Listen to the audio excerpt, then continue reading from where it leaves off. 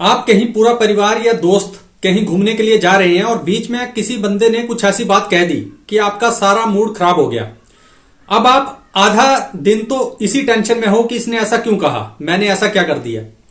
इसी तरह से हो सकता है शायद आप किसी पार्टी में हो और वहां पर कोई बंदा कुछ ऐसी बात कह दे या कुछ ऐसा कर दे और आपकी पार्टी का पूरा मजा खराब हो जाए। तो आप झन्नाते हुए घर आओगे और कहोगे कि आज तो ये ट्रिप ही बेकार हो गया, आज तो पार्टी बेकार कर दी उसने मेरी। और आप 2 दिन तक जो है वो उस इंसिडेंट को अपने दिमाग में रखकर परेशान होते रहोगे।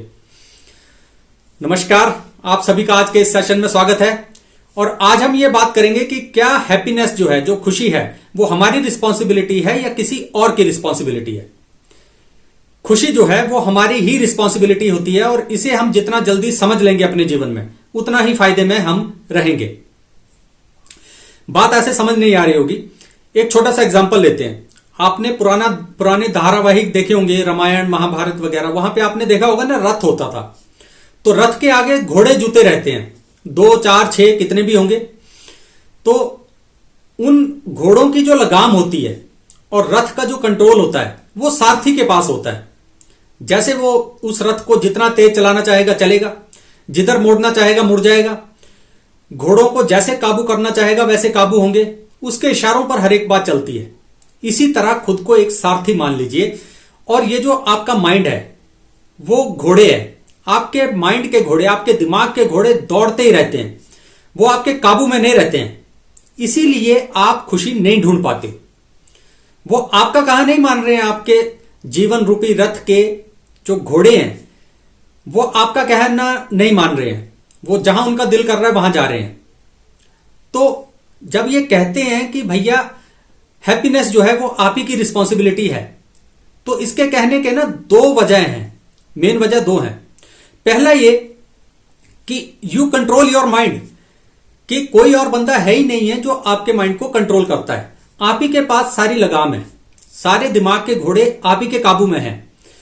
जब तक कि आप उस लगाम को छोड़ ना दें और किसी और बंदे के हाथ में ना थमा दें कि भैया लो मेरे दिमाग को आप चलाओ, तो अपने दिमाग के जो घोड़े हैं ना, अपना दिमाग जो है वो आप ही कंट्रोल करते हो, कोई और कंट्रोल नहीं करता है। मान लीजिए कोई इंसिडेंट हो गया, जैसे पहले बात की कि कहीं आप पार्टी में हैं और किसी ने कुछ कह दिया या सुन दिया, कुछ उल्टा सीधा बात हो गई, तो आप परेशान हैं। क्या रिएक्शन देना है किस बात का, यह आपको पता होना चाहिए। अगर आप अपना रिएक्शन कंट्रोल नहीं कर पाते हैं तो इसका मतलब ये आपकी परेशानी है। आपको खुद में वो इंप्रूवमेंट लानी है जिससे आप स्टेबल माइंड बन सकें।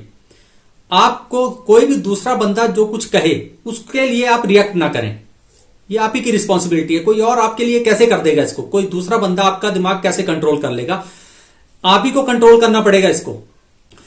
दूसरी वजह कि हैप्पीनेस आपकी रिस्पॉन्सिबिलिटी है, only you can change your mind, कि सिर्फ आप ही हो वो व्यक्ति जो कभी भी किसी भी परिस्थिति में अपने माइंड को चेंज कर सकते हो, अपने माइंड सेट को शिफ्ट कर सकते हो। किसी और बंदे में यह काबिलियत है ही नहीं। कोई दूसरा बंदा कितना भी आपकी हेल्प करता रहे, कितना भी आपको समझा बुझा ले कि भैया ये काम करना है, इस काम को ऐसे करना है, लेकिन आप वही करते हो जो आपने ठान रखी है। क्यों नहीं दूसरा बंदा आपको चेंज कर पाता है? क्योंकि आप ही के पास वो सारा कंट्रोल है जिससे आप अपने दिमाग को चेंज कर सकते हो। कंट्रोल भी आप ही कर सकते थे, चेंज भी आप ही कर सकते हो। जैसे रथ वाला एग्जांपल लिया ना, कि रथ में घोड़े जुते रहते हैं, लगाम आपके पास है। मान लीजिए उनमें से 1-2 घोड़े ऐसे हैं जो मुंह जोर हैं, जो आपका कहा नहीं मान रहे। आप उनकी लगाम खींच रहे हो लेकिन वो कहा नहीं मान रहे हैं। तो जो सारथी है, एक समझदार सारथी है, वो क्या करेगा? वो उन घोड़ों को ना रथ से हटाएगा और साइड कर देगा। नए घोड़े जो उसकी बात मानते हैं उन्हें लाएगा। या फिर जो घोड़ा परेशान है, जो उसकी बात नहीं मान रहा, उसका वो देखेगा कि इसको मर्ज क्या है, इसको बीमारी क्या है, इसमें क्या परेशानी है, इसकी तबीयत ठीक नहीं है, इसको खिलाएगा पिलाएगा, उसकी सेवा करेगा, ठीक करेगा, सेट हो जाएगा। अगर वो काम करने लायक है तो दोबारा रथ में उसे जोड़ लेगा, नहीं है तो घोड़ा बदलेगा। तो इसका मतलब कि सारथी के पास जो है वो पावर है उन घोड़ों को रखने की या चेंज करने की। इसी तरह से आपका जो दिमाग है वो सारी पावर आपके पास है भाई। कोई आइडिया है, कोई थॉट है जो आपको परेशान कर रहा है, तो आप सारथी हो ना अपने दिमागी रूपी रथ के।